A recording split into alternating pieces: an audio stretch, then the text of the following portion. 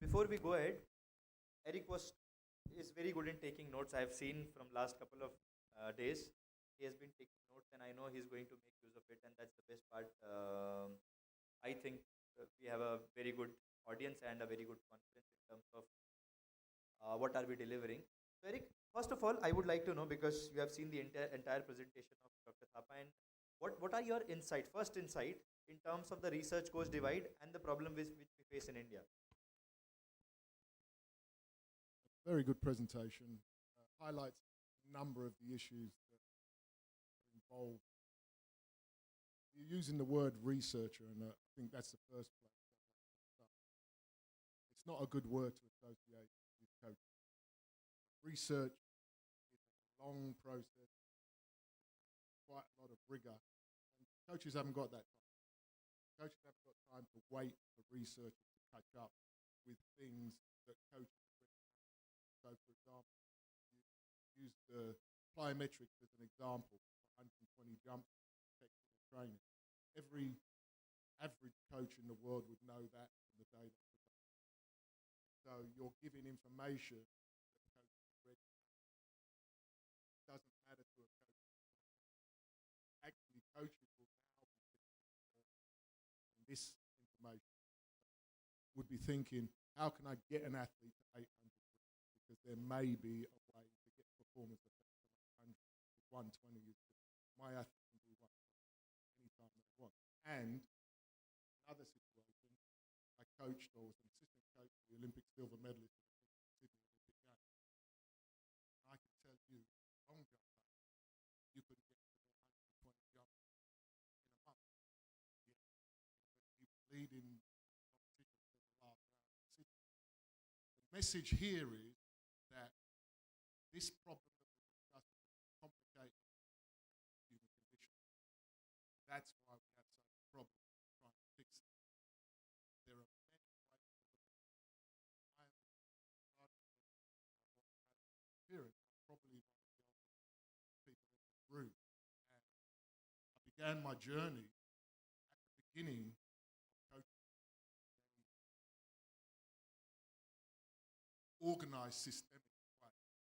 My father was in Tokyo in 1964 at the disco PE teacher, Loughborough, which at that time was 1960s, was just a PE college. People went to be a teacher of PE, to teach the ABCs of physical literacy, which was the basis of English education. PE, for physical literacy. We tested athletes every day. You would get marked for that. Someone came up through that system. People did eventually on the ABCs of physical education, developed ended up playing professional athletics to a high level. Within all of that, there was no sports science. Coaches are ahead of sports scientists generally in terms of the daily development of athletes. Now, someone like Giannis is seemingly, and I don't know exactly what it is, but he's embedded himself in certain things like the Ethiopian and Kenyan culture to develop that. First thing that we teach at the academy we're involved now is that everyone who's involved in the team account for performance up to the coach. Okay? That's a big thing for me in terms of your integration.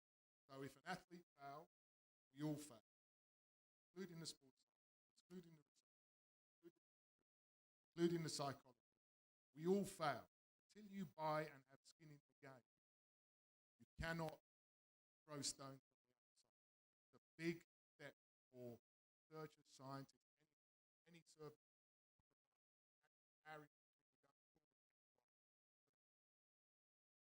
Call everyone that's what it's about. Performance partnership to help the athlete. Now, finding and establishing those roles of performance partners. When is it more sports science? More coaching? More psychology? More hard training? Those aspects have to be formatted according to the individual. So if you say to me, I've got a research topic I'm going to take 24 months to work out, come to me, present to be able to then practice.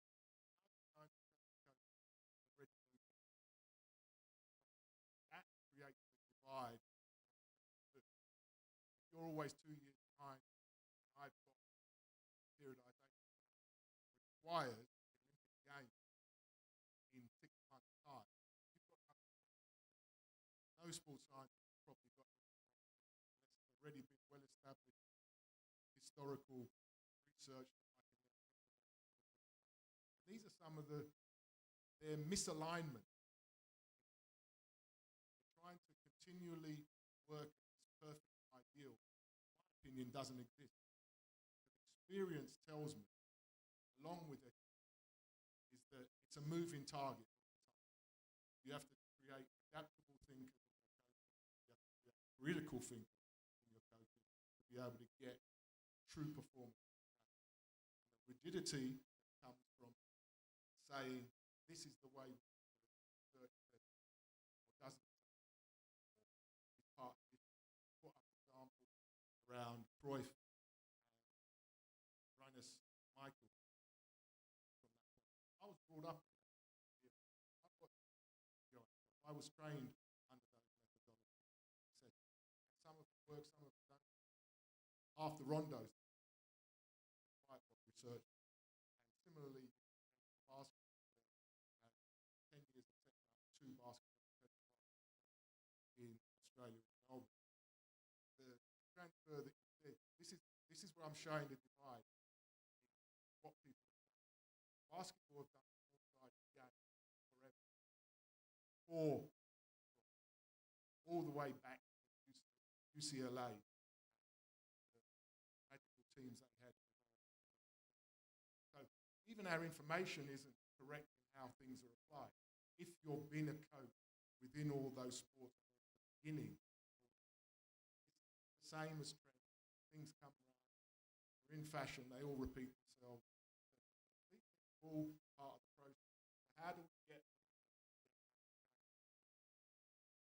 this is where we have a problem in India. So I'm trying to give you a perspective. I'm the high performance director of VBF, 120 athletes, approximately 40 performance. I even have coaches see. The simple thing is, you don't need any sports science if your athletes are no good. If your athletes are not at the high level. You really don't. And this is the misnomer that everyone talks about. I do 10 push-ups in the morning, twice a week.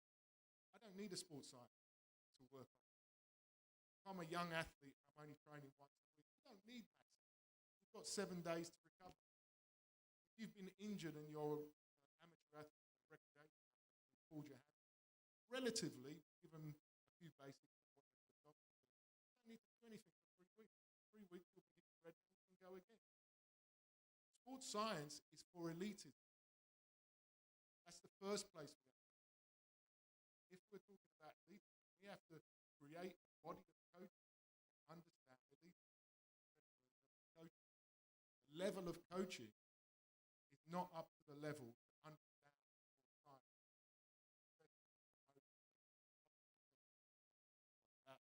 But the bottom line is, coach education needs to be through the roof in all aspects. Let's study, let's learn. Elite coaches read research all the time. They will be in track, whatever yarn is put out. Top distance coaches all over the world will read that stuff to get some insight. Because coaches, elite coaches, are looking for a competitive advantage. It's their bread and butter. They spend time. Professional coaches will spend hours. Professional coaches spend many nights trying to work stuff that would give me a competitive advantage against the greatest coaches in the world, which I've been part of at the Australian before, holding the Sydney Olympic Games. We had the greatest cohort I've ever seen. Swimmers from Gennady Turetsky, coaches, Chinese coaches, who wanted to be in the world, English coaches, etc. And the basis of Australian work for 25 years is coaching. Truly is coaching. What I'd like to also say, some of the mythology that's involved, really big, real. I tell you, the AIS is a fantastic organization, but don't let anybody tell you when we were working in the AIS that sports scientists were great. So there are only a few great sports scientists anywhere in, because I've tested. I asked all of the sports scientists in the AIS at the time before the 2000, come up with a way where I can coach for the 1,500. For those of you who know, coach the captain for many years. 1,500 is the proper number, counting all the other miles. Similarly, the heptathlon, to a lesser degree, around the 800. I charge. I said to them, please come up with a preparation program for heptathlon that can elicit training. And the programs that came back were of no use whatsoever. And I'm sure they were based on all sorts of science and research. They had no basis. They truly were. I might have as well as 5 years. Honestly. And that's the best sports scientists in the world, allegedly. Now, that doesn't mean I'm a fan of sports.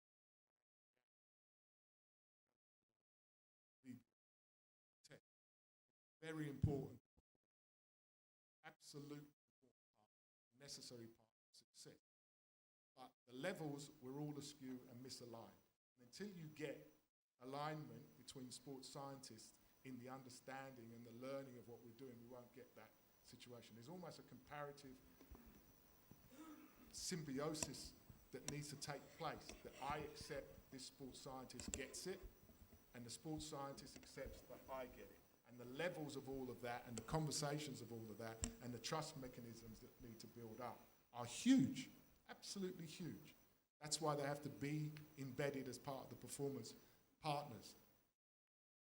In India, we don't have an accepted process from coaches. Coaches are a notoriously stubborn bunch. Okay? I deal with them every day in the academy that we have. And honestly, a lot of the work I do is mandated. It is not a two-way conversation. If we're serious about performance and we acknowledge that there are some principles to performance, then they have to be done. Otherwise, we will take too long in India to be great. Speed is of the essence, in my opinion, which is why AI is really important as part of this broad topic of sports science, etc. For me, and this is my opinion, and I know I've been talking a bit, but I'm trying to get out.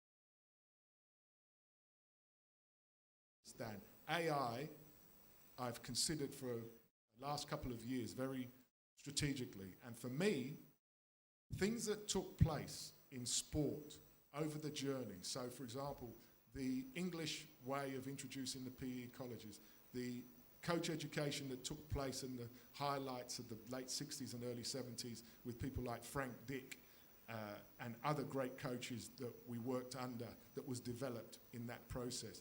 Then taking it on to the performance and then the Olympics that create stimulus for countries like Australia and the UK.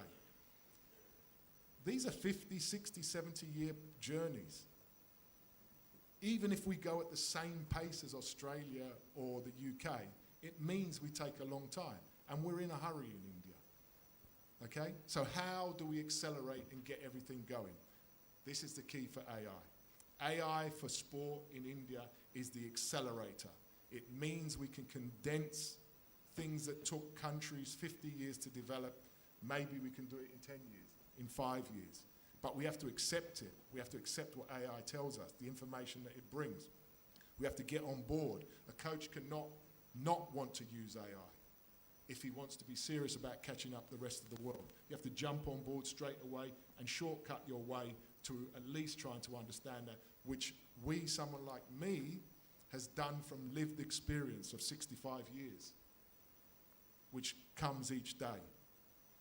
The trial and error of something, of knowing it. That's the coach's tool, is trial and error.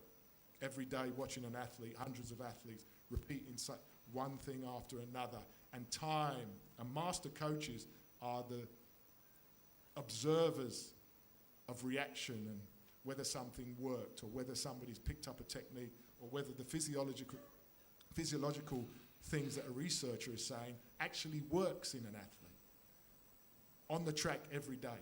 Because by definition, I might see an athlete doing 10 400s twice a week, 10 times a month, whereas a sports scientist may only come in once every period of 3-4 months or twice a year to test to see if something's been having an effect. So there's an information trust that we have to build between the coach's assessment and I around what they're doing and what actually can then be confirmed by sports science. Most of the time, sports science is just confirming what a coach already knows, which is an interesting situation given where we see the level of things.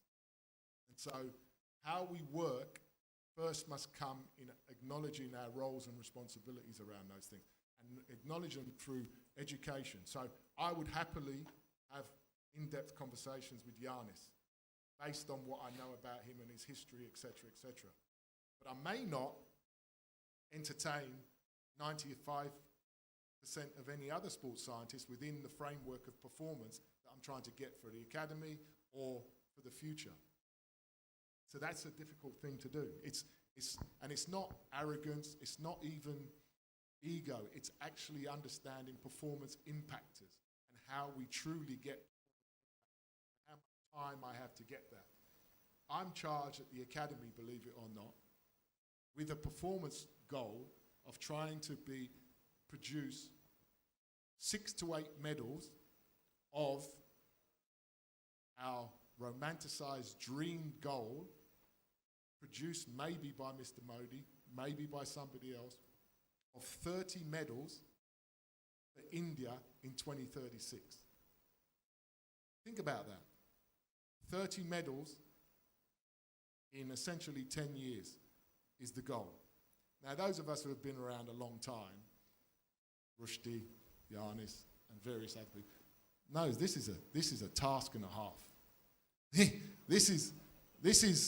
We are dreaming a long way ahead in that situation based off of 6 medals in Paris. And how are we going to do that? And so that then becomes, join me, researchers, sports scientists, in getting your head around how we would do that. And that task that is part of Ahmedabad 2036. And the task that's 5 to 8 medals for VBF to produce in that situation. The analysis is great, and the only positive scenario I can place on that medal count is historical analysis and data that simply says anyone who gets the Olympics, performance goes up. Now the question is how does that come about? Why does that automatically happen, that anyone who gets the Olympics automatically increases its medal count, regardless of whether anything else is happening? It happens every time. Smaller dimensions for Greece and Brazil, but everybody else essentially gets that. So I take positive. If we do win the games, I know we're going to get more medals than 6. How many is the question. How we go about that is where I'll hand over to anyone else who wants to get a word in around this proposition, is the reason medals go up when a country gets the Olympic Games. We decide to work together. We want to do well for India, for Australia, for London, whoever it is, so we decide to work together. I've been fortunate enough to be in countries where Olympic Games have been hosted. And many of the arguments that were on the day before we got the Olympic Games changed the day after we got the Olympic Games, because we want to show the world that we can work together, etc. But that should be the status quo, which is not. Which brings us back full circle to why sports scientists and coaches have this difficult gap that you've identified. It's because simply we don't really work together. And if we get the Olympics, we probably will work together. We probably will start to talk to each other more. We'll try to appreciate where we are as people and the human condition to get the results that we're looking for. Because we're in a hurry to show the world that India can do better than 6 medals. And that becomes our challenge, both for Ahmedabad, for India, for coaches, for sports scientists, for everyone who works in trying to produce athletes. So you clearly see the difference, and I think we have a good topic of research-coach divide, and now we have both the sides on table. I agree with you, but at the same time, a bit of disassociation is also there, and I guess you have already answered it, that in order to make it happen, in order to accelerate it, we need to find solutions which exist, and then we validate those solutions in Indian context.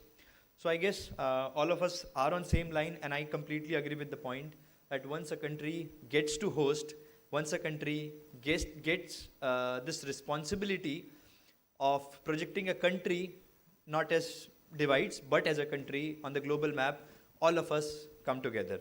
So I guess this is a movement which all of us have to take part in, be it researchers, be it coaches, be it athletes, and all the verticals of ecosystem to come together and join hand in order to see a future which Dr. Thapa or maybe Eric just helped us to envision in terms of hosting Olympics and also getting good medals.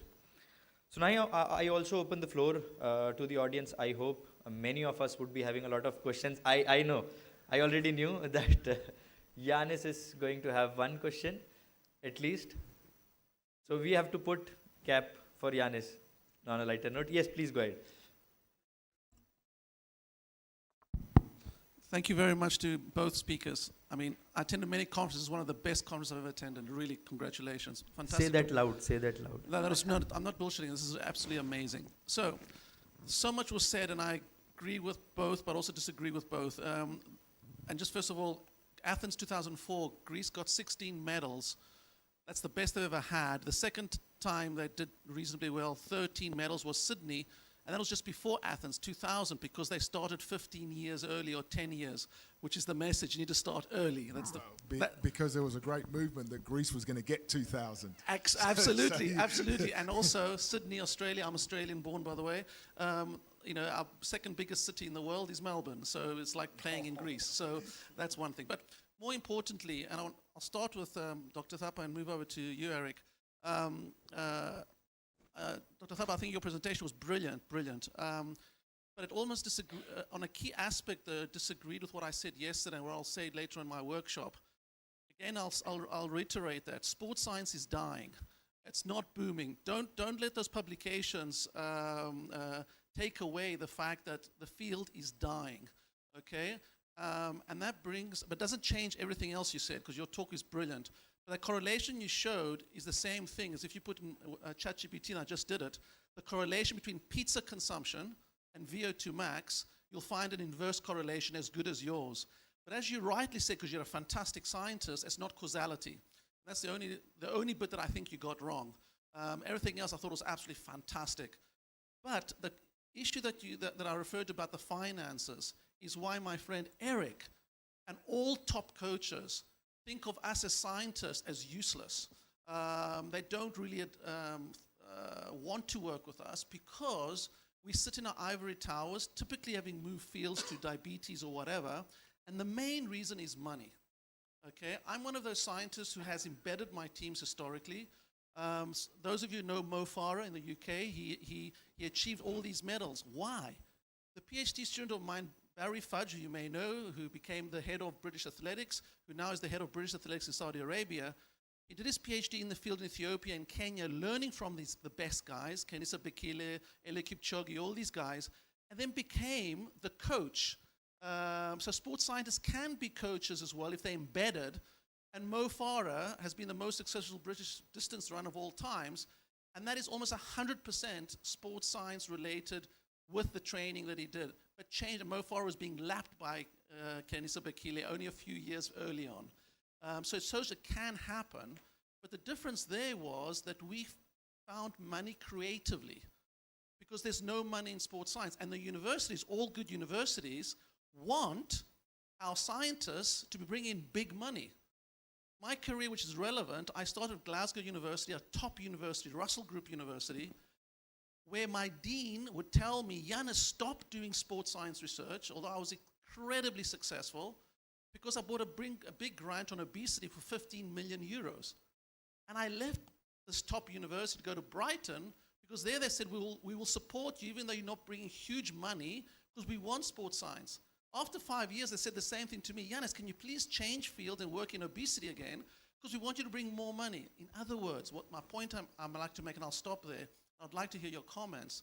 For this university and for India to succeed, as I mentioned yesterday, without the integration of sports science with the coaching, exactly what we heard from the panel, you won't get those successes that we referred to and what you've been given to do. That field of sports science needs to be rebranded. And just going back to the point of Loughborough University, as you said, Loughborough University, we are also trained. One of the best sports science in the world now is interested in rehabilitation. They're no longer interested in sports science. Sports science in terms of performance is not on the agenda, although all the federations are in Loughborough. But now it's rehabilitation. They don't care about sports science. The Australian Institute of Sport, as you know, and all the sciences associated, and there are always some great scientists, almost all of them now don't work in performance. They work in why we're getting fat. They're working on diabetes because the universities require that. Anyway, I'm sorry for the long-winded note. It's to support what you guys are saying, but also to tell you the main thing is money. And if you get money and can support your sports scientists to integrate with the teams, and I do that, but it's a personal cost to me. And I presented yesterday the New York Times articles from yesterday. I've invested probably 50% of my salary for the last 10 years in the sport. In other words, I'm paying for the research myself. I sponsor my own students. That's crazy. We shouldn't be doing that. And my daughter, who's a sports scientist, has now moved out of sports science. She says, Dad, I don't want to spend 90% of my salary as you do paying for your research. Or you become a diabetologist. I'll stop there.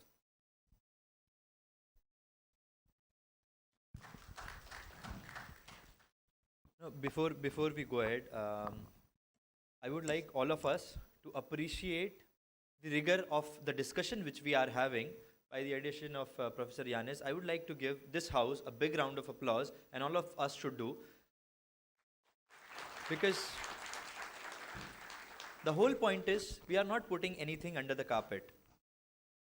Everything, whatever, be it researchers' side, be it coaches' side, be the money side, which Professor Yanis very well brought out, these are the problems which India faces at the moment. And it's not India, it's the world faces at the moment. And we have to collectively decide that what is the best way to navigate it. May not be able to solve it completely, but we will be able to navigate if we have such sort of deliberation, such sort of concentrated discussions on a topic. So, Can I add yes. something to Professor Yanis? I leave it to Dr. Thapa for adding something. I think I totally agree with you, sir.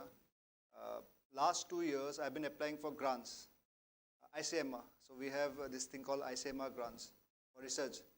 And the moment I send them proposals with performance, they reject it straight away. They don't give me funding for performance research. I agree with you.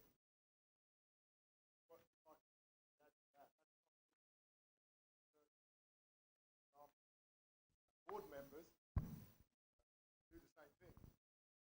I say I want 5 data analysts, 5 scientists. So it's always a negotiating situation. I've just employed 2 sports scientists, back from America, and Eric, so sorry. Can you please repeat that again? The mic was not working. Sorry. sorry, just to repeat, just in case no one heard, it's not limited to universities saying no to performance. Board members, directors who have limited understanding of performance and what the needs are do not accept that you need 2, 3, 4 sports scientists to work and embed themselves in teams. They can't understand why I would need that many sports scientists. I've just employed 2 sports scientists, one coming back from America, and I'm very happy, but the grief I get from the board in terms of how much I want to pay them, because we're trying to get high quality individuals that can then maybe bridge the gap that you're talking about with coaches. Never mind that we have to then start that embedding of those sports scientists with the coaches at VBF. The whole process is a long process that is actually difficult to navigate with people who are probably not completely educated about the importance of sports science. A director who runs a multi-million-dollar company in India really doesn't know. He really doesn't know. And his agenda may just be money, because he's the donor or he's the benefactor to the academy. When I say, this is why I say critical thinking is the most important thing now in coaching and probably in all the disciplines that we have. Because I have started to develop a philosophy, not of this imagined high performance pathway that goes perfectly. I now state, how do I get performance with obstacles, with barriers, with not everything being great? It's the reason I came to India, believe it or not, is because in the ecosystem of Australia, it's really easy. You just have to point the car in a rough direction and we get 40 to 50 medals. There is no influence that I can have to make a true difference in performance. In India, that can take place because we have so much work to do. We have so many things that we can do. But one of the things I really encourage India to do is open your mind, open your heart, understand that having a closed mind or a non-growth mindset is going to be the death of us. If you do not embrace hearing what I might be saying, Yanis might be saying, or whoever is saying it, we will not make it to where we're trying to get to. You have to open up your mind and say, all right, be critical. Test Eric Hollingsworth or Yanis. Are they talking sense? Is it real? Should we follow that way? Do they really know the Indian context? If not, give us the Indian context. I know the Indian context. I've now lived in Ahmedabad for 2 years. I understand every nitty-gritty, from high-performance athletes who are supposed to train every day, getting taken by the army or CISF away from training, the fight with the director of CISF who says, write me another letter why they should be doing that. The letter takes 3 weeks. And in the meantime, that athlete has just lost 6 weeks of training, who might just be the best athlete in our academy. And then someone's asking me, why didn't we win the gold medal? Well, because anybody who knows high-performance sport, if I lose 6 weeks injured at the highest level, I can't win. That's how consistent your training has to be. If I said to you, look, we're going to injure an athlete every year between 6 and 3 months, and then you said, can we win?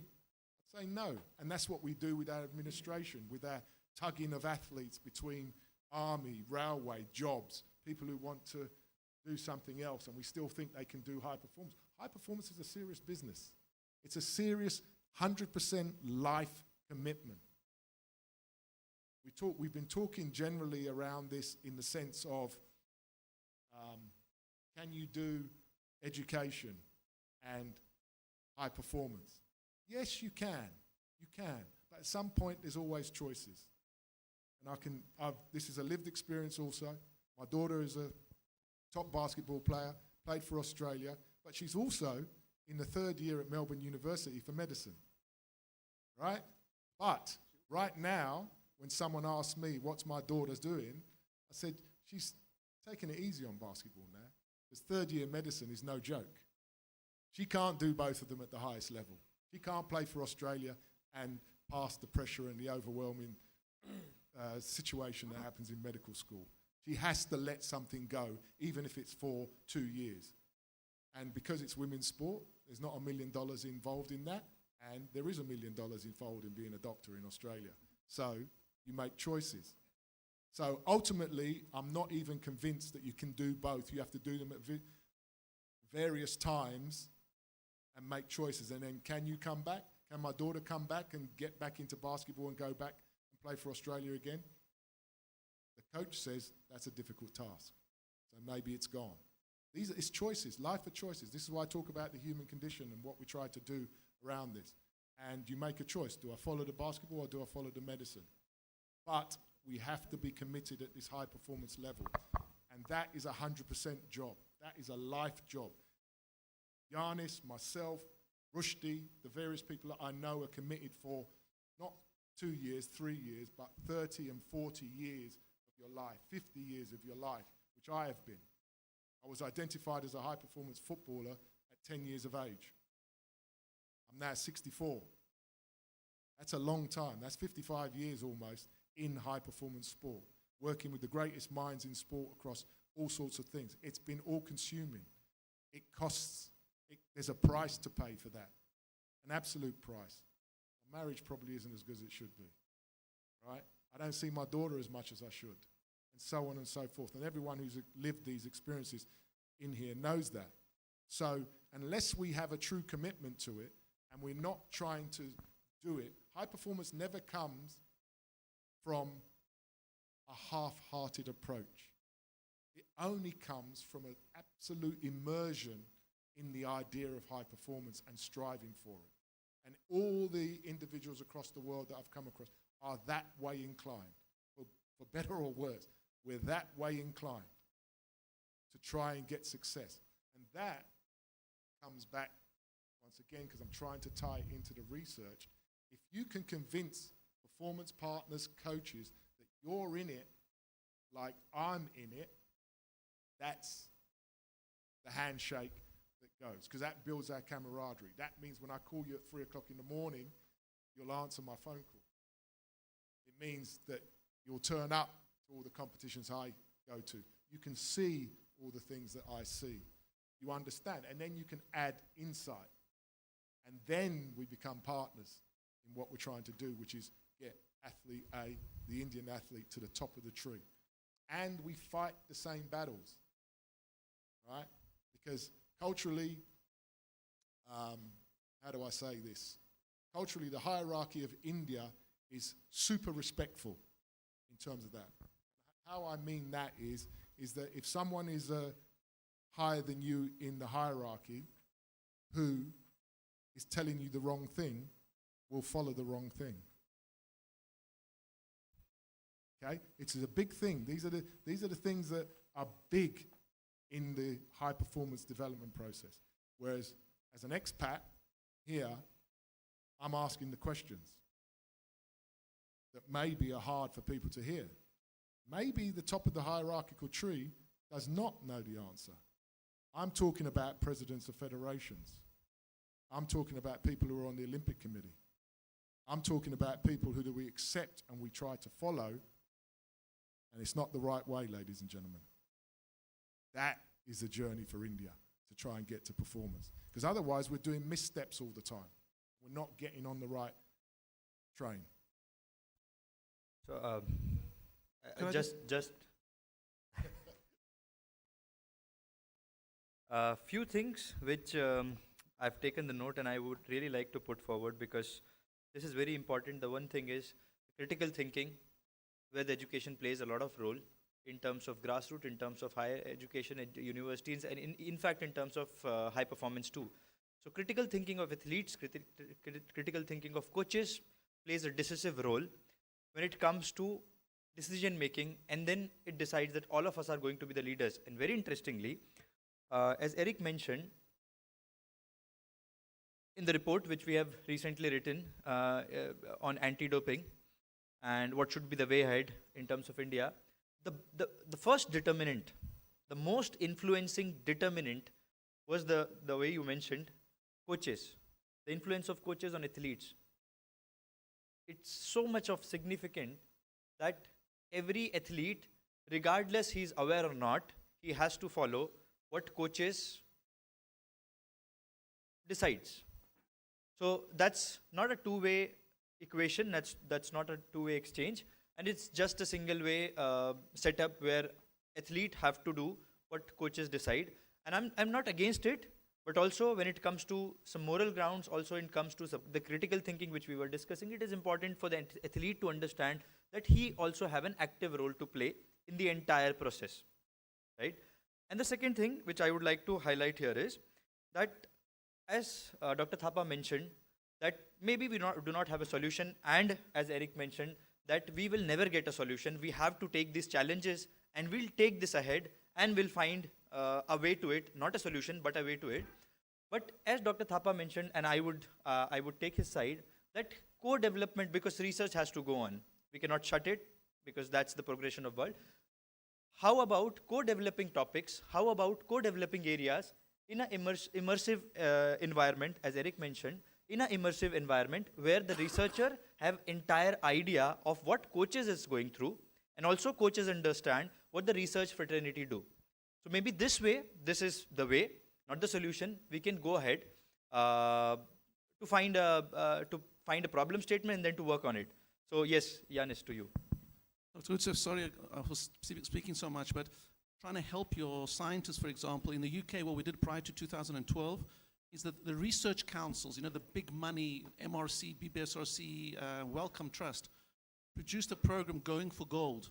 And there was an agreement, so you can lobby your government here in India and say, okay, because of those grants being rejected 100% normally because they got performance, because of the bid, and especially if you get the bid, but you need to do that from now, scientists should be going for those grants with preferential treatment. So when they see the performance doesn't get rejected. Anyway, that is just your comment about helping your scientists, because without money, I'm sorry, it's just going to be barriers, but this barrier is so big. But I want to come back to, again, what Iorc said and about that commitment, which has got to be 100%. And again, if you look at my journey, you know, I lost my home because I used all that money to pay for the science to get it done, you know. So, you know, that's the kind of extent you need to go. But that wasn't my point, really.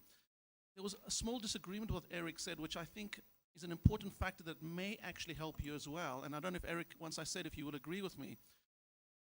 I'm not so sure if dual careers is necessarily a bad thing, because you only got 10 years or so. I'd like to say that most of your talent are going to fail, you know, and Iorc will agree with me 100%. They're not going to succeed. But the problem is there you have all these thousands of kids without jobs, and their lives are miserable, okay? So what we are doing in Hong Kong, and maybe, and it's good for your university, is having dual careers. Yes, it means they go slower. We give them extra support. So, you know, in Paris, we, as Hong Kong, we're a small place. We had 3 medals, gold medals as well. All those students were in my university, okay? Of course, they don't finish their degrees like others do in 3 years or 4 years. They take 6 years. But we support them, because the ones that will fail can become doctors. My daughter was a British gymnast.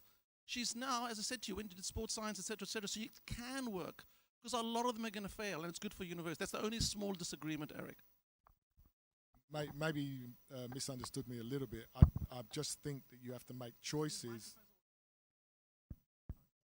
I just think you have to make choices in terms of when and where you can do that situation. And that proposition, you can do both, and I encourage that. And I encourage it from simple things. And what I would say, that the impact you make on children and the things you say to children and coaches, as you mentioned, is absolutely more impressionable than you can imagine, and the responsibility you have as a coach to lead people in the right way, especially when they're young people, and creating good behaviors and corruption, which was mentioned around that. And the essence of that essence is to understand this. We should all have great aspirations in life. It's what moves the human race forward. But also understand that if we shoot for the moon and we don't make it to the moon, it's okay. We reach the stars. And that's something that's very important for everyone to understand, because not everyone's going to be successful. I wanted to be an Olympic champion, without question. And I believe, and having trained with many Olympic champions, I was a training partner of Daley Thompson, for those who are old enough to know who he is. We trained together for many, many years. And I wanted to be Olympic champion, but I wasn't. That doesn't mean I wasn't successful. I learned so much. There's all sorts of things that happen out of different things. And that leadership process that needs to happen in India as well is very important. And it'll lead to our anti-corruption stuff. Leadership, and this is one of the interesting things which I'll quickly tie in because Utsaf also said that I've been taking notes. It extends to our leadership proposition. When Wolfgang was making his presentation, the thing I took away from it and tried to get my head around was that the most corruption occurs at the IOC, which is very contradictory and hard to deal with, right? So much of the presentation was about corruption in the IOC, who are leading us in the first days with Makis around Olympianism, right? Values propositions, action around that. And these become contradictory. So it's hard for someone who's been in the game so long not to be cynical. But you have to not be cynical because we're trying to work to ideals, no matter how our human condition lets us down in all those situations. And so that becomes part of it. And when you talk about anti-doping, when Yanis was talking about that, firstly, I would like, as a scientist, I want you to back up the figure where you said 50% of athletes are doping. I'm 100% certain that's not true. What the number is, and how we should probably be more rational and practical about situations, which again related to the WADA presentation, which had 100 million athletes. And as I said for sports science, why are we wasting time with 75 million people around the education of drugs when they're not going to have an interest in it? I would challenge that the people who use drugs are the rich athletes. If you are a wealthy man, you're the one who buys a Ferrari. Normal person buys a Suzuki Maruti, right? And it's the same from drugs. Drugs is a seriously expensive business. To go on an extensive drug program to win Olympic medals or Tour de France or whatever costs an inordinate amount of money that the ordinary athlete can't afford to do. So your targeting process always has to start with the winners because they're the most susceptible community to drugs in your corruption process. And that sensible, pragmatic way to do that also works with the idea that most of us are innocent rather than we're all guilty. So we can be critical, but again, we'll take few more questions from the audience because I think we had a very good discussion. Yes, please go ahead, sir. So wonderful clarity of concept about sports. Luckily, I got the chance to be in Sydney Olympics 2000 as a observer of Indian hockey team. I have seen working a system. Science is a eventual reality of modern sports, no doubt. We need scientific approach in talent identification at the grassroots level so that real talent is identified, and that identified talent should be trained with the specialized training of the coaches, those who will work as role models. We need sports scientists, researchers. As a member of my team, I worked with the Indian hockey team as a coach also. At that time, I didn't get any scientific support even from National Institute of Sports. So Indian sports has been the failure or victim of a systemic failure, and we are correcting the athletes. Fault lies with the system like Indian Hockey Federation, Indian Olympic Association, all national sports federations. They are not having selection of the player on merit basis, and we find fault with the players not correcting the system. Do you think we need to correct our system as well as our players? What is your opinion on that? I'm at risk once again, to upset a very large amount of people in this situation. Let me give an example in inversion. I'm a career sports professional, okay? Coaching, sports science, management, leadership, etc. If tomorrow I was given the job to head up the economics department of Wolfgang's university, what would everyone think? What would you think, Wolfgang? Yeah, you're a very nice man, but after you realize I knew very little about economics, you might change your mind. But the point of this is you talked about the system. We're talking about Psi now. This is what happens in Psi. You can pull someone from any other field of play. You can be an accountant, and you can end up as a director general of sport leading the country. And that's why we make mistakes.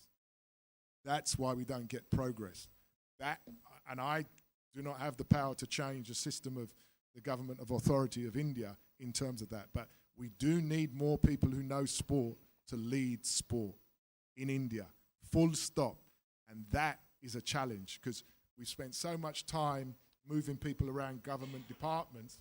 How do we get the right leader of sports?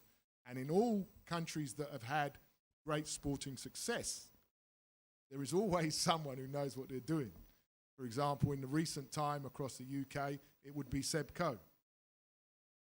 In Australia, it would be John Coates, who has the pressure, knows how to get to government, knows how to get money, and is ultimately, for whatever the politics of it is, he's for sport.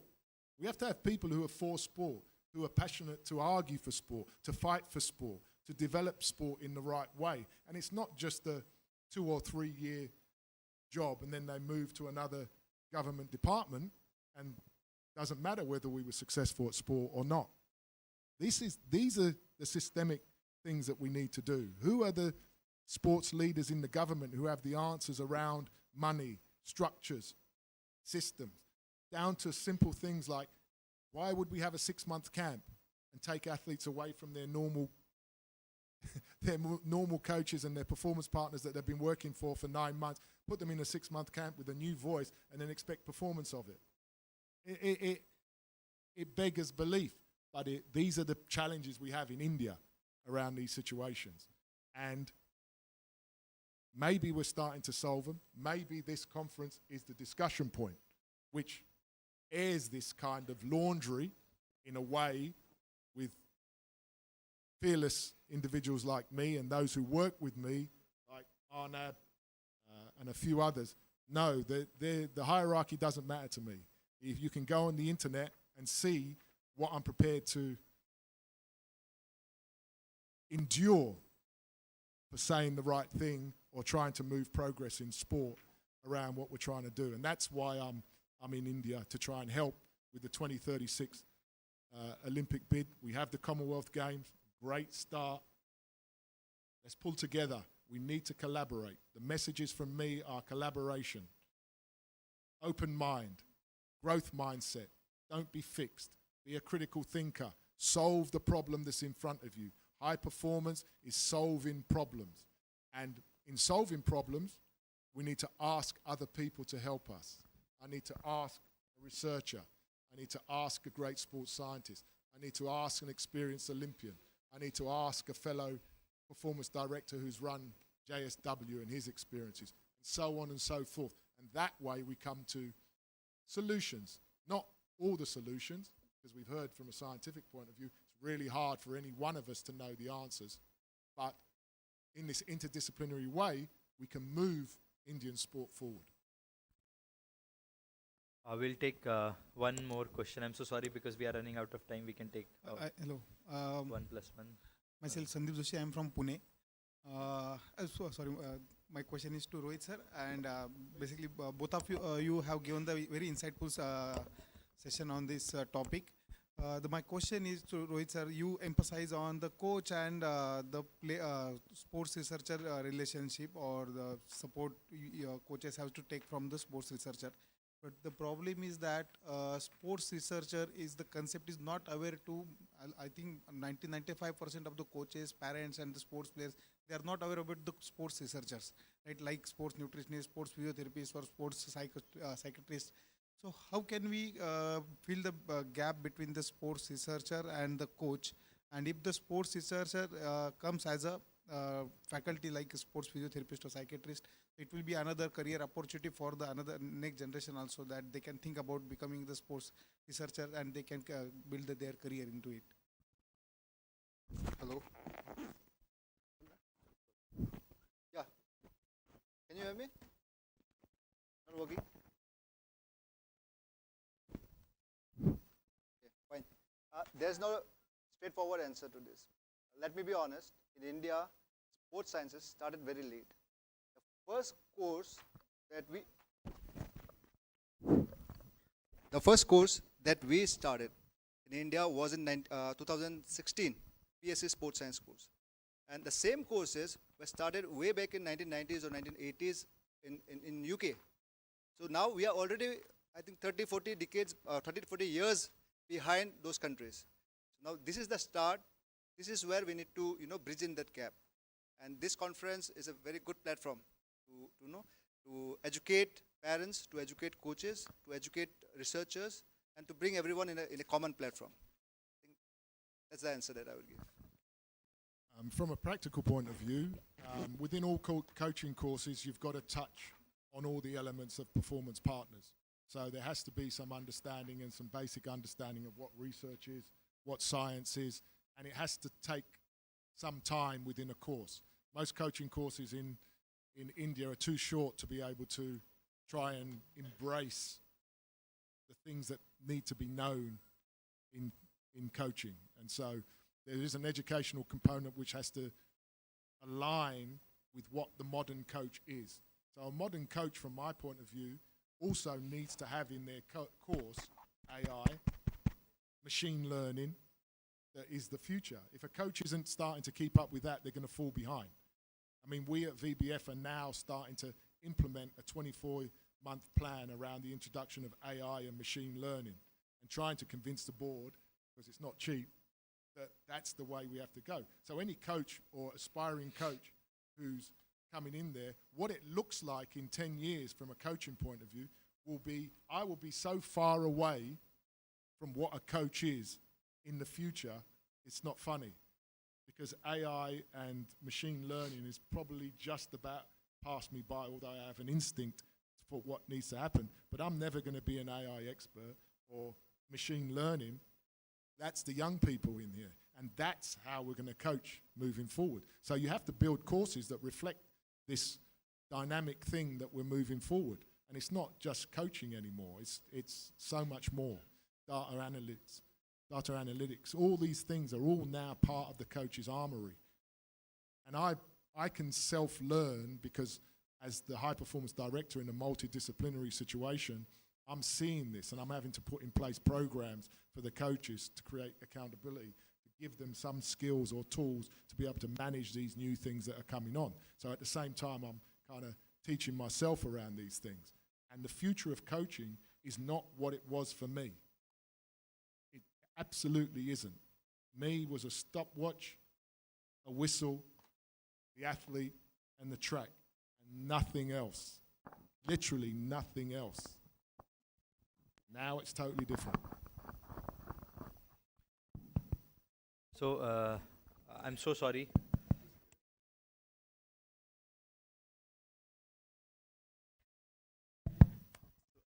I don't have a question really, but I want to share an example how with the adverse challenges itself that are present in India, a female Paralympic athlete is able to win gold medals from Rajasthan, from my university. She's my student, Avni Lekhra. She has won back-to-back Olympic medals despite being a woman, despite being pursuing professional I would course. like to, no, despite being a woman, no. What is that? Despite being pursuing No, it's its fine. There is professional a- course, like his daughter also, she was pursuing medicine. So she's also pursuing professional law degree. And she has completed that in a adequate time, and also now she's pursuing PG in the law. I And would also I would pursuing say the- Avni Lekra does not need an introduction in Yes, this yes, room. that's it. She is But very since well introduced. Yes. The discussion was going on the challenges and itself. So I just wanted to highlight this example. So in India, we can do it, provided the support from the universities, academics, the leadership, and the state government exists. That ecosystem is there. I agree with you. What's not in question is the human spirit. We have proved this over millennia. So the examples that you're talking about are absolutely there. We have an Indian archer who recently Sheetal competed against the able-bodied athletes and got a silver medal shooting with her legs. This is why there's positivity in my heart all the time about sport and what we can do. The system, we mustn't make those examples despite the system. We have to have a system that helps everybody to come. And in terms of success, the champions, Neeraj Chopra, doesn't matter. He would have been an Olympic champion anywhere. We just throw him in the water, he'll be a champion. He's a champion from day one. The true test of a sporting system is what you do with the athletes who are ranked 40 to 10 and how you improve them. Gold medalists will win no matter what because they've got the thing you've just mentioned. All the other athletes, how do we turn someone who was ranked 40 into grabbing a bronze medal at the Olympic Games? How do we get someone who's ranked 16 to make a final? That's where the system plays its role with those people. It helps the ones who are not super gifted, that we can systematically work, use sports science, use research, use nutrition, use all the performance partners that we talked about to improve their performance. And then see if we can break the unknown. That's the key of a system. And the Indian system must reflect that if we're to get coming back round to what would ultimately be the goal. Aside from legacy, aside from nation building of an Olympic Games, the one thing that comes up that my good friend Giannis has said is the IOC, which maybe it's a new element to the bid process, is talking about medals. They want to hold the Olympics in a place where there's lots of medals going on for the home nation. That's another challenge for India. What the number is, maybe Giannis can enlighten me under. Is it 15? Is it 20? What's the number that then says that we win the bid if we can get that number? I don't know what it is. But obviously it's not 6. Right? So these are the challenges that we have to understand. And we have to ask those questions. These are the questions that I'm passionate about asking because I like to know the game we're playing. If we know that it's 15 medals we have to aim for that will help our bid, then let's come together and try and work out how we're going to do 15 medals. Not just think it happens automatically. It doesn't, because one of the strengths of any sporting ecosystem is its coordination and its collaboration. To be able to everybody to work to that 15 gold medal prospect or 20 or 30. And we have lots of work to do on that situation. And once again, I congratulate the university in bringing this together, allowing individuals like myself to have a voice and hear what I might say about how we can be successful. But collaboration, systemic coordination in every aspect, every element, asking questions like, what is the role of this university in the performance of India in the next 20 years? Describe it, design it, implement it, and then hold that university to account of what is contributed to Indian success. And if every element does that, if you're a coach, what's my role? If I'm a sports scientist, how do I contribute? If I'm a volunteer, how do I contribute? If I'm a nutritionist, what's my role? Is it education? Is it performance? Is it impact? If you're an academy, design and say what you're going to do for India. I've already put what we're trying to do at VBF. 5 to 8 medals for the contribution of 30. That's what our mantra is at VBF, trying to create that through multiple sports. Everyone takes that responsibility and holds in honestly to that, then we will make great things happen in India. I can assure you, will make great things happen.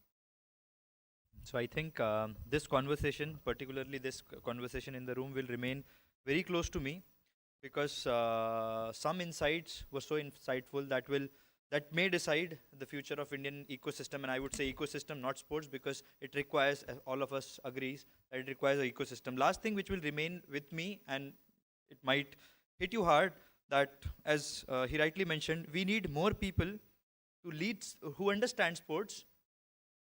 We need more people who understand sports to lead sports, right? So maybe this way and this mantra will find us better answers and better directions for the future. So I leave it to Lakshmi. All right. So we have Dr. Jasbir Thadani, the Dean for the university. And ma'am, for your information, we had a great discussion, a very academic discussion held here. And for all the experts who have joined, including from the audience, thank you so much. I would like to request you to please appreciate our expert members. And I invite you on the stage. Let's give a big round of applause for this discussion. Let's give a big round of applause for this discussion. So I would like to invite Dr. Thapa to please come ahead.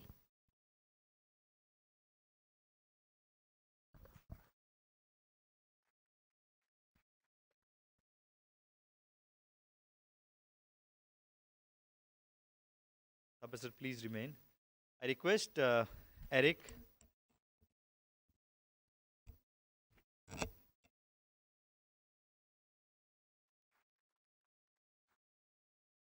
I request all of us to join for a group photograph, because this should remain. And I also invite Yanis. Please, for the group photograph.